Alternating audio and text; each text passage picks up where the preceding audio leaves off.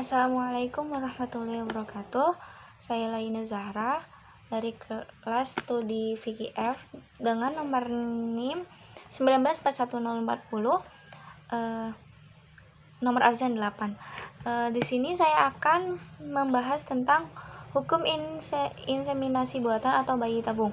Seiring berkembangnya zaman, pengetahuan ilmu dan teknologi, lahirlah atau berkembanglah muncullah bayi tabung atau inseminasi buatan. Dalam hal ini di dunia kedokteran ada dua cara. Salah satunya dengan cara mengambil sperma suami dan ovum istri, setelah dicampuri terjadi pembuahan, maka segera ditanam di saluran telur atau tuba falopi.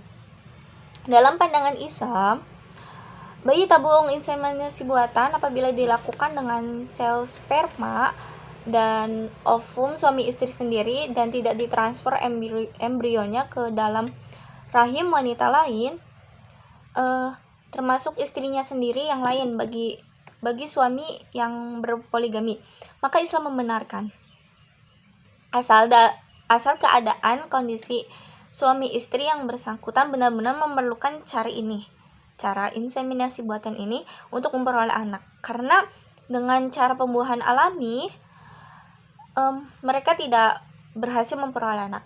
Hal ini sesuai dengan kaidah hukum fikih Islam yang berbunyi al-hajatu tanzilu manzalatud darurah wad darurah tabihul mahdurat.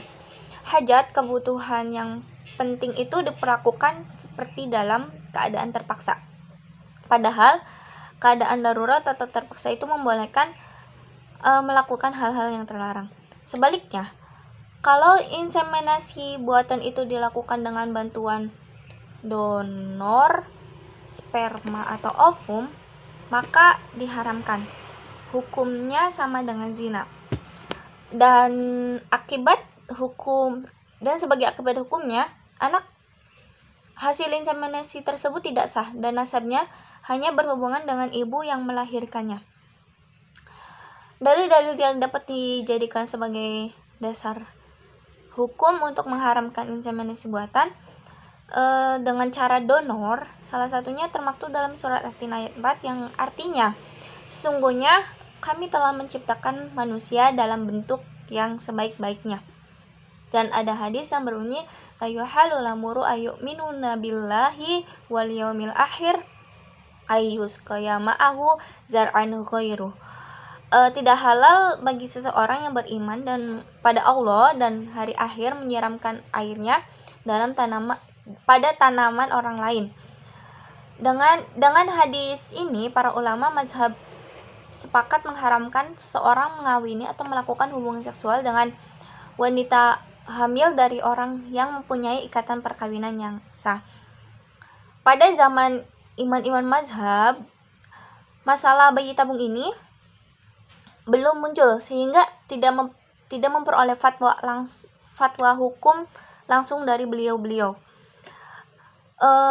Dari hadis tersebut yang tadi saya ucapkan bisa menjadi dalil untuk mengharamkan inseminasi buatan dengan donor sperma atau ovum, karena kata ma atau maun dalam bahasa Arab juga di dalam Al-Quran bisa dipakai untuk pengertian air hujan atau air pada umumnya, dan bisa juga untuk pengertian benda cair atau sperma.